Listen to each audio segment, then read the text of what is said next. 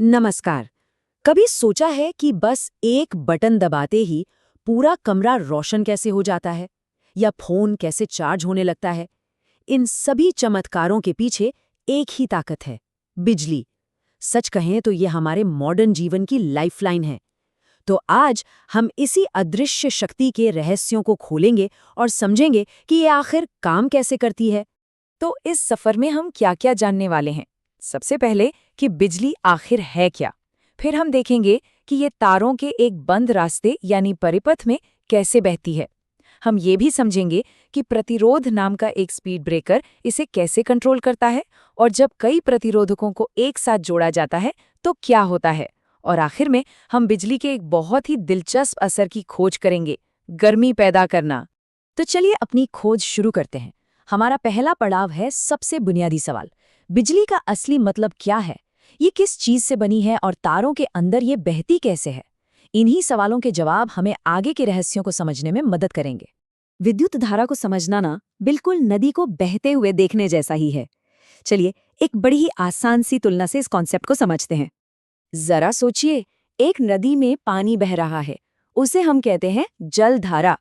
अब कल्पना कीजिए कि एक धातु का तार उस नदी जैसा है और उस तार के अंदर पानी की जगह छोटे छोटे आवेशित कण यानी चार्जेस बह रहे हैं। बस इसी आवेश के बहाव को हम विद्युत धारा या इलेक्ट्रिक करंट कहते हैं। है ना एकदम आसान? अगर इसे थोड़ा साइंटिफिक तरीके से कहें तो विद्युत धारा का मतलब है कि एक सेकंड में किसी एक पॉइंट से कितने आवेशित कण गुजर रहे हैं। ये ठीक वैसा ही है जैसे हम ये मापते हैं कि नदी में एक सेकंड में कितना पानी बह रहा है। तो विद्युत धारा असल में आवेश के बहने की रफ्तार है। इस बात को हम एक सिंपल से फॉर्मूले में भी लिख सकते हैं, I = Q/T। यहाँ I का मतलब है धारा यानी करंट, Q का मतलब है कुल आवेश यानी चार्ज और T का मतलब है समय, टाइम। तो करंट की गिनती करने के लिए बस कुल चार्ज को समय से डिवाइड कर देना है। तो हम इस धारा को नापते कैसे हैं? इसकी यूनिट है एम्पियर, जो महान फ्रांसीसी वैज्ञानिक आंद्रे मैरी एम्पियर के सम्मान में रखी गई है। 1 एम्पियर का मतलब है कि 1 सेकंड में 1 कूलम चार्ज बह रहा है। अब धारा को बहने के लिए एक पूरा और बिना टूटा हुआ रास्ता चाहिए, बिल्कुल एक रेस ट्रैक की तरह। अगर ये ट्रैक कहीं से भी टूट गया तो रेस रुक जाएगी। बिजली के साथ भी बिल्कुल ऐसा ही होता है। इस बंद और लगातार रास्ते को ही हम विद्युत परिपथ या इलेक्ट्रिक सर्किट कहते हैं। लेकिन क्या ये बहाव हमेशा एक ही स्पीड से होता है? नहीं। जैसे सड़क पर स्पीड ब्रेकर होते हैं, वैसे ही बिजली के रास्ते में भी एक रुकावट होती है। ये रुकावट धारा के बहाव को धीमा कर देती है और इसी रुकावट को हम कहते हैं प्रतिरोध या रेजिस्टेंस। ये प्रतिरोध आता कहाँ से है? सोचिए कि एक बहुत भीड़ भरे बाजार से गुजरना है। आसानी से तो नहीं चल पाएंगे, लोगों से टकराना पड़ेगा। ठीक इसी तरह जब इलेक्ट्रॉन तार के अंदर चलते हैं तो वे तार के परमाणुओं से टकराते हैं। यही टकराव उनकी स्पीड को कम कर देता है और प्रतिरोध पैदा करता है। किसी तार का प्रतिरोध 3 बातों पर निर्भर करता है। पहली, तार की लंबाई। रास्ता जितना लंबा होगा, रुकावट उतनी ज्यादा होगी। दूसरी, तार की मोटाई। सड़क जितनी चौड़ी, ट्रैफिक उतना आसान, यानी प्रतिरोध कम। और तीसरी, तार किस चीज का बना है। कुछ रास्ते जैसे चांदी बहुत चिकने होते हैं, जबकि कुछ जैसे लोहा उबड़ खाबड़ होते हैं। इन सभी बातों को हम इस फॉर्मूले में समेट सकते हैं। R = ρL/A। यहाँ R प्रतिरोध है, L लंबाई है और A मोटाई या क्षेत्रफल है। और ये जो नया निशान है ρ, जिसे ρ कहते हैं, ये है प्रतिरोधकता। ये हर पदार्थ की अपनी खास प्रॉपर्टी है जो बताती है कि वो नेचुरली करंट के बहाव को कितना रोकता है। अच्छा, अब जब हम प्रतिरोध को समझ गए हैं तो चलिए एक कदम आगे बढ़ते हैं। क्या होगा अगर एक ही सर्किट में एक से ज्यादा प्रतिरोधक लगा दिए जाएं? जैसा कि हम देखेंगे, उन्हें जोड़ने का तरीका पूरे सर्किट के काम करने के तरीके को बदल सकता है। प्रतिरोधकों को जोड़ने के 2 मेन तरीके हैं, श्रेणी क्रम यानी सीरीज और पार्श्वक्रम यानी पैरेलल। सीरीज में सभी प्रतिरोधक एक ही लाइन में जुड़े होते हैं, जैसे ट्रेन के डिब्बे। करंट को हर एक से होकर गुजरना पड़ता है, जिससे कुल प्रतिरोध बढ़ जाता है। इसका एक बड़ा नुकसान ये है कि अगर एक भी उपकरण खराब हो गया तो पूरा सर्किट ही बंद हो जाता है, बिल्कुल दिवाली की पुरानी वाली लड़ियों की तरह। दूसरी तरफ पैरेलल में हर प्रतिरोधक को अपना अलग रास्ता मिलता है।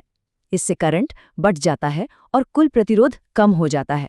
सबसे अच्छी बात यह है कि अगर एक उपकरण काम करना बंद कर दे तो बाकी चलते रहते हैं। यही वजह है कि हमारे घरों की वायरिंग पैरेलल में की जाती है।